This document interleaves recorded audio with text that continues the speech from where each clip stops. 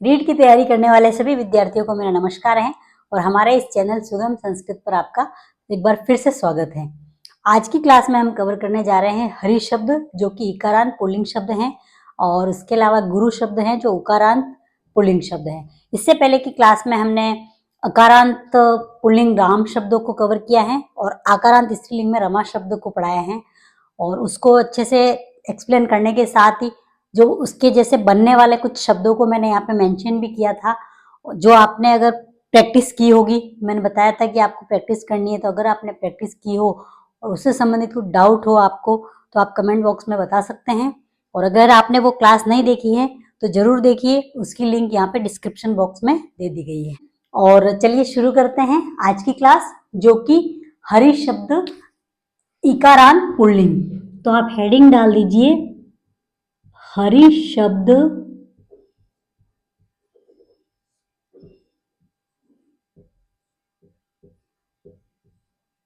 इकारांत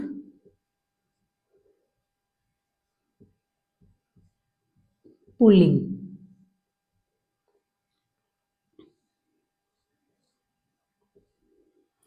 तो इसमें सबसे पहले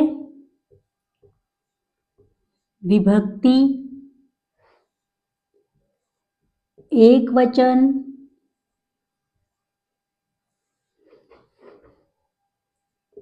द्विवचन,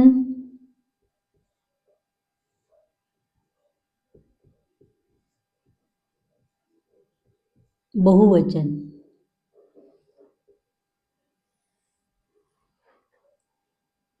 विभक्ति वही प्रथमा से लेकर के सप्तमी तक, प्रथमा, द्वितीया, तृतीया, चतुर्थी, पंचमी, षष्ठी, सप्तमी, संबोधन।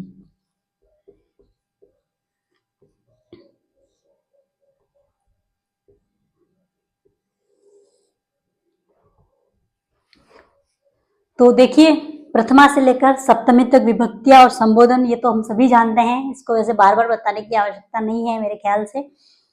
और अब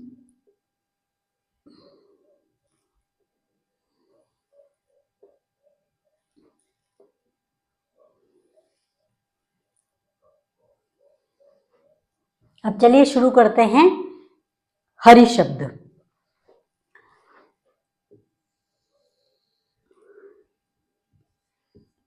तो सबसे पहले प्रथमा एक वचन में हरि, हरि, हरयः, हरिम, हरि, हरीन। तृतीया में हरिणा, हरिभ्याम, हरिभिः। चतुर्थी में हरये, हरिभ्याम, हरिभ्यः।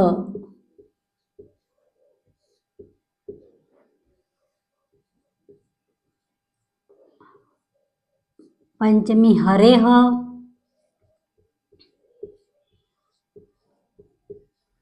हरिभ्याम, हरिभ्यः। षष्ठी में हरेः, हर्योः, हरिणाम। सप्तमी में हरौः, हर्योः,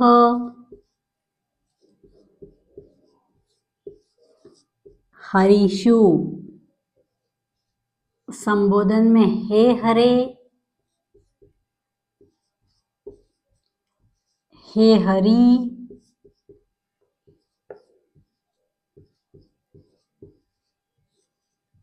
हे हरयः।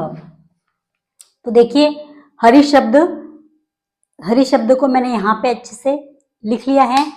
अब अपने को क्या करना है कि मैं आपको यहाँ पे वो रूल्स को लेते हुए जो जो रूल्स मैंने बताए थे कि ऋस्व इकारांत और उकारांत में कहाँ पे दीर्घ हो जाता है, निम्न स्थानों पर दीर्घ हो जाता है, बताया था जब, अगर आपने वो क्लास देखी है तो देखिए हरिह हरिह हरयः, हरिम हरि हरीन, हरिणा हरिभ्याम हरिभिः, हरये हरिभ्याम हरिभ्यः, हरेह हरिभ्याम हरिभ्यः, हरेह हर्योः हरिणाम, हरौ हर्यो हरिषु, हे हरे हे हरि हे हरयः।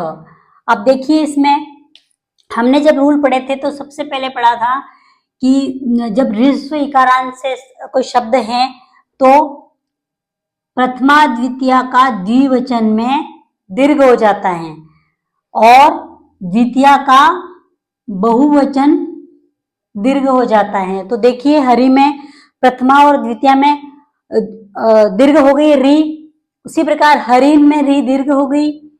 एक और अपन ने पढ़ा था कि षष्ठी का बहुवचन, वहां पे भी दीर्घ री हो जाएगी। तो जहां जहां चेंजेस है वो परीक्षा में पूछा जाता है। तो यहाँ पे ये दोनों इंपॉर्टेंट हो गए, ये इंपॉर्टेंट हो गया, ये इंपॉर्टेंट हो गया। इसके अलावा देखिए किसी शब्द में र श री आने पर उसके न के स्थान पर ण हो जाता है, अपन ने ये भी पढ़ा था। तो यहाँ पे हरि में र है तो न के स्थान पर न हो गया है। और इसके अलावा इसमें देखिए सबसे डिफरेंट ये दोनों, हरयो ह नहीं हो के हर्यो हो है। तो ये डिफरेंट पूछा जाता है। यहां पे आपको हरयो भी लिख दिया जाएगा। तो यहाँ पे स्टूडेंट कंफ्यूज हो सकता है कि यहाँ पे ये होगा या ये होगा। तो हमें अच्छे से हरि शब्द को हमने देखा है, पढ़ा है, याद किया है, तो हम एक बार में क्लिक कर जाएंगे।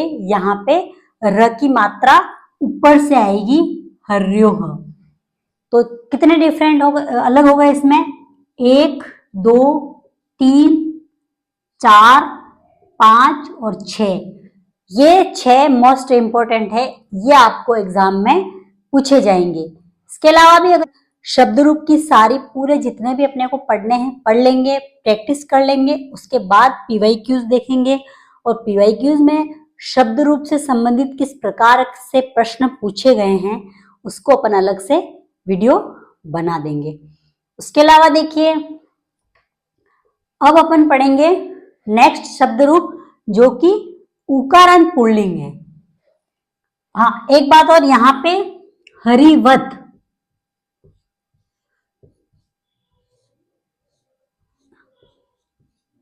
हरिवत बताया था, जैसे कि हरि के जैसे बनने वाले शब्द, जैसे मुनि,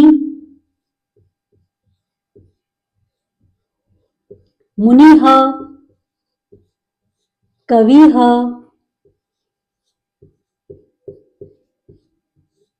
मुरारिह, सुधी,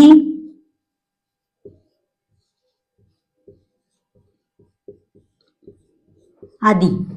मुनि, कवि, मुरारी, सुधी आदि हरि के जैसे बनने वाले शब्द हैं। तो आप इसमें भी आप इसकी प्रैक्टिस कीजिएगा और इसमें आपको कुछ नहीं समझ में आता है तो आप कमेंट बॉक्स में जरूर बताइए, हम आपका समाधान करेंगे। अब शुरू करते हैं, चलिए लिखिए उकारांत गुरु शब्द, गुरु शब्द उकारांत पुल्लिंग।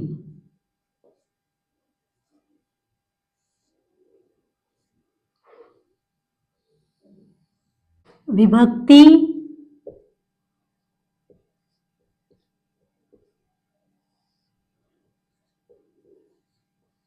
एक वचन, द्विवचन,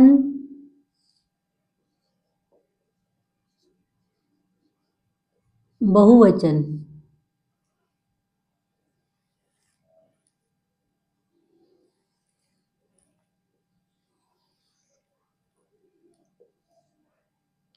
विभक्ति वही प्रथमा से लेकर प्रथमा, द्वितीया,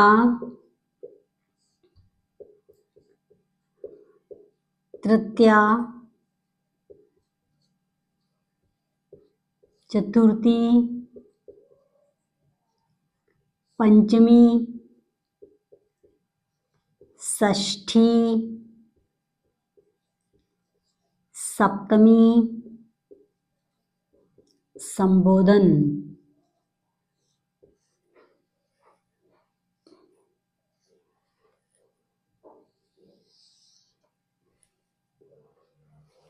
विभक्ति वही प्रथमा से लेकर के सप्तमी एवं संबोधन। अब शुरू करेंगे हम शब्द गुरु। सबसे पहले गुरु है,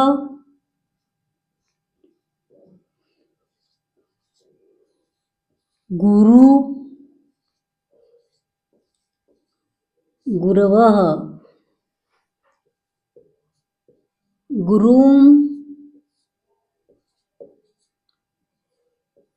गुरु,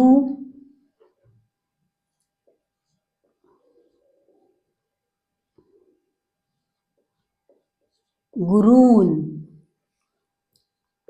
गुरुणा,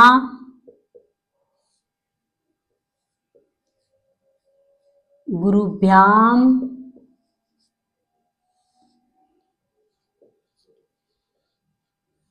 गुरुभिः,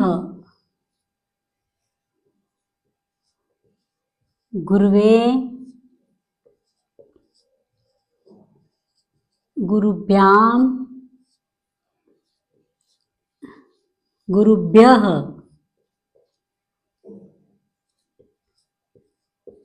गुरेः,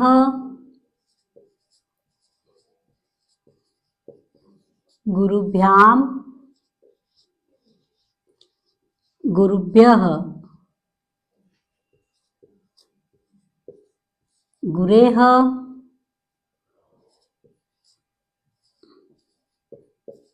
गुरवोः, गुरुणाम, गुरौ,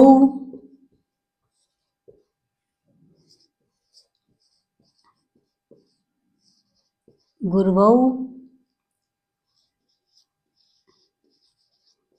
गुरुषु,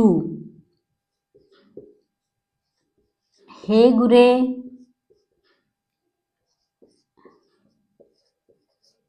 हे गुरु,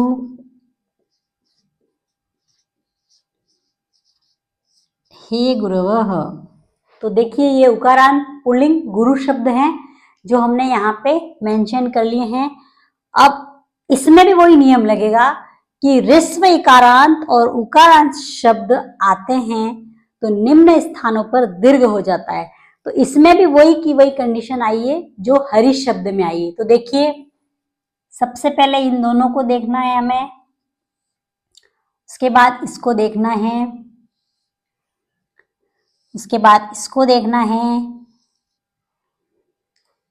अब देखिए प्रथमा में गुरु, द्वितीया में गुरु, गुरवः, ये वाला जो रू होता है ऊ की मात्रा छोटी कहलाती है और यहां से ऐसे राउंड कर दिया जाता है तो वो बड़ी मात्रा हो जाती है। तो देखिए गुरु, गुरु, गुरवः, गुरुम, गुरु, गुरून। तो यहाँ पे बड़ी मात्रा, यहाँ पे बड़ी मात्रा, यहाँ पे बड़ी मात्रा, तीन जगहों पे प्रथमा द्वितीया के द्विवचन में दीर्घ हो जाएगा और द्वितीया का बहुवचन में दीर्घ हो जाएगा। और नेक्स्ट हमने पढ़ा था नियम में षष्ठी का बहुवचन, इसमें भी रू दीर्घ हो गया है। और इसमें एक नियम वो भी लगा है कि अगर किसी शब्द में र श री आता है तो न के स्थान पे ण हो जाता है। यहाँ पे गुरु नाम इसलिए हुआ है, गुरु नाम नहीं होकर के यहाँ पे गुरु नाम हुआ है। तो देखिए इसमें एक तो ये इंपॉर्टेंट है, एक ये है, एक ये है, एक ये है, चार तो ये है ही है। उसके अलावा एक और बात इसमें है यहाँ पे अपने र ऊपर गया था, हर्यो हर्यो लिखा था, लेकिन इसमें वो गुरवो नहीं होकर के गुरवो है, गुरवो है। यहाँ पे ये वाला भी पूछ सकते हैं। तो हम जैसे हरी शब्द में अगर हमें याद है ये होगा, तो एग्जाम में ऐसा आ जाता है, तो यहाँ पे स्टूडेंट कंफ्यूज हो सकते हैं कि हो सकता है ये भी सही है, लेकिन यहाँ पे ये सही नहीं है, ये सही है। तो ये जो गुरु शब्द हैं ये और ये हरि शब्द हैं लगभग सेम है, बस यहाँ पे कुछ माइनर चेंजेस हैं, और जो जो चेंजेस है वो पूछा जाता है, मैंने आपको पहले भी बताया है। तो अब देखिए गुरुवत,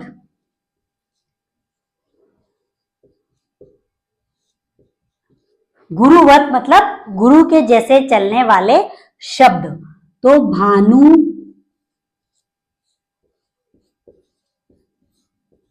शिशु, देखो भानु और शिशु बिल्कुल गुरु के जैसे चलेंगे। इसके अलावा साधु,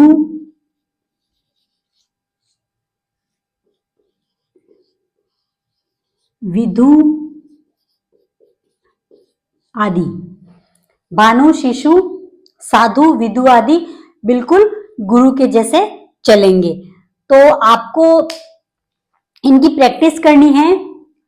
जो मैंने वत वत लिखे हैं वो आपके लिए लिखे हैं कि आपको पहले इसको याद करना है और इसके बाद इन शब्दों की प्रैक्टिस करनी है उसको सामने रखते हुए। और अगर आपको नहीं समझ में आता है तो आप हमें कमेंट बॉक्स में जरूर बता सकते हैं, आपकी समस्या का समाधान किया जाएगा। तो आशा है कि आपको आज की ये क्लास अच्छी लगी होगी। अगर अच्छी लगी है तो लाइक और सब्सक्राइब कर दीजिए, और इससे संबंधित कुछ डाउट है तो आप हमें कमेंट बॉक्स में जरूर दीजिएगा। और इसके आगे की जो क्लास हमारी होगी उसमें हम ऋकारांत शब्दों को कवर करेंगे, जो कि मातृ शब्द होते हैं, दात्री शब्द होते हैं, पितृ शब्द होते हैं। उसके अलावा नपुंसकलिंग में जो शब्द आते हैं फल, वारी आदि, उसको कवर करेंगे।